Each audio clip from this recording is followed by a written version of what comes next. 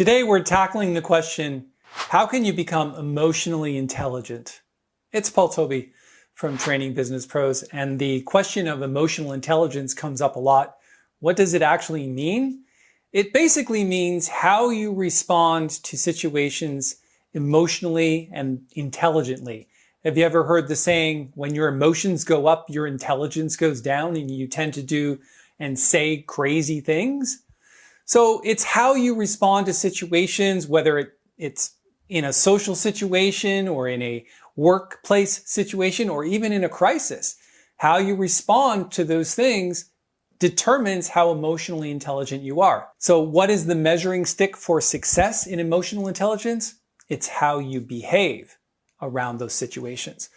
So in this video, I've got 6 very powerful things that you can do to raise your emotional intelligence level. You're going to want to hear all 6 because by the time you finish this video, you'll have a pretty clear understanding of exactly what you need to do.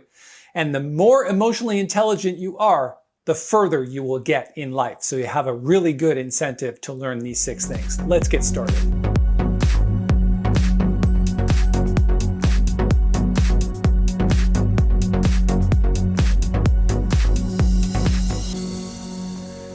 All right, so today we're discussing emotional intelligence and how to get more of that, how to be more emotionally intelligent.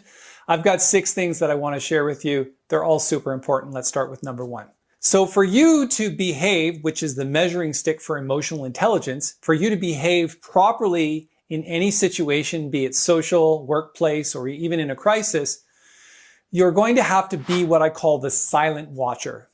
That's the person behind you who's looking at how you're behaving and reacting to a specific situation. If you just react emotionally to something, your intelligence is going to go way down. And so what you want to do is you want to constantly be monitoring your thoughts, your feelings, and your behavior. Sure, especially in a crisis situation, is much harder to react appropriately because we've never been in that situation before. But for situations at work or in a social setting, I'm pretty sure you have enough common sense that over time, you've built some experience in how to deal with certain situations, how to deal with certain people, how to deal with your boss, how to deal with your employees. And so the more emotional intelligence you have, the better you will behave in those situations and the better the result and the outcome you will get. So be the silent watcher, constantly be monitoring your thoughts, your emotions, and your actions. Let's move on to number 2. So Jerry and Esther Hicks talk about this in their books. It's called your emotional set point. And in order to be more emotionally intelligent, you're going to need to raise your emotional set point. There are actually 22 of these. They range greatly from 22, which is jealousy, insecurity, grief, unworthiness, fear, depression, anxiety, all the way up to number 1, which is joy, knowledge, experience, appreciation.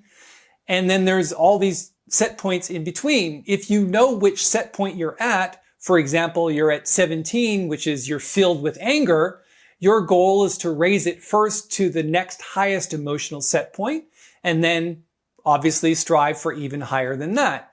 So the next thing up from anger is discouragement. The next thing up from discouragement is blame.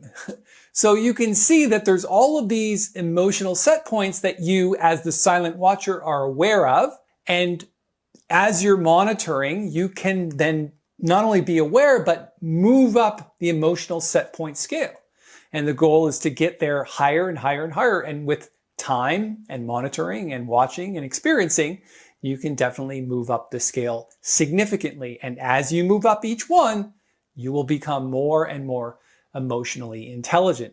So I would suggest maybe you check out the book Ask and It Is Given by Jerry and Esther Hicks, and this is being channeled through them, and it's the words of Abraham Hicks. But essentially, if you read it, you'll have a pretty clear understanding of how to raise your emotional set point level. Let's move on to number 3. Learn and practice the law of allowing. It's also known as the law of detachment or the law of flow.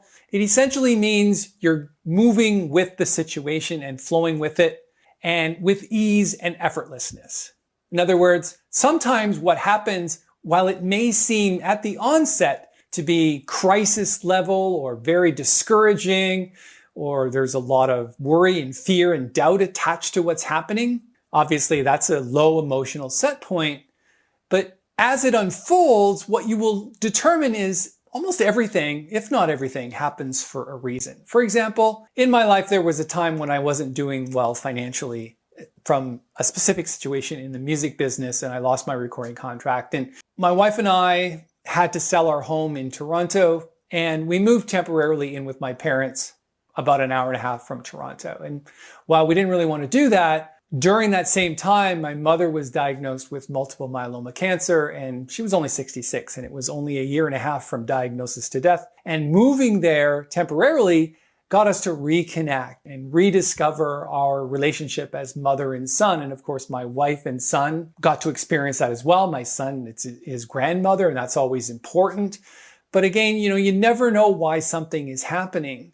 So learning and practicing the law of allowing means you're allowing things to unfold without those things lowering dramatically your emotional set point. Try to remember that worry, fear, and doubt just perpetuates and exemplifies more worry, fear, and doubt. And so you have to constantly be watching that, and practicing the law of allowing allows you to flow with the situation and erase your emotional set point. All right, let's move on to number 4. As you're monitoring and being the silent watcher, stop doing things that are not supporting your goal.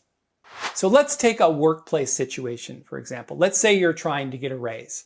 I'm pretty sure you should know that if you lose your cool in the workplace, that there's going to be some type of report that goes on your employment record that when they go to determine whether they should give you more money or not, they're going to pull out those things and they're going to say, well, tell us about this situation. What happened? We can't have that happen in this managerial position. How are you going to deal with that? So what you need to do is essentially, as you're monitoring, try to remember that you should just stop doing things that don't get you what you want.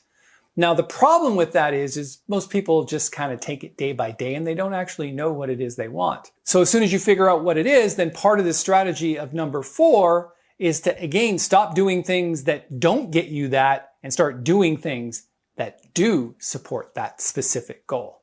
That's a pretty simple one, but hard for a lot of people. Let's move on to number 5.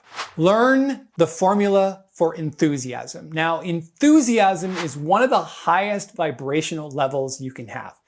It includes 2 things, which is essentially the formula. 1, you're enjoying what you're doing.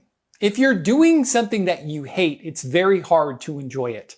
A lot of people say, well, I can't really make a living doing something I love. My response to that is, do you honestly think you can make a living doing something you hate? So whatever it is you choose to do in life, make sure that it's something you love. That's half of the formula for enthusiasm. Nobody has to tell me to go play the piano. I just do it because I love it. And I made it my career for many years. Nobody has to tell me to go play golf. It's what I do. It's a passion of mine. And I just go and do it because I love it. I enjoy it.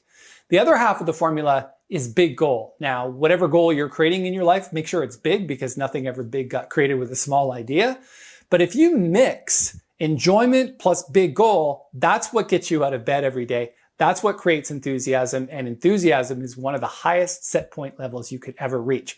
Once you reach that level, then your emotional intelligence is way up here and you will respond to situations very appropriately because you're experiencing what life is really all about. Enjoyment, enthusiasm, big goals.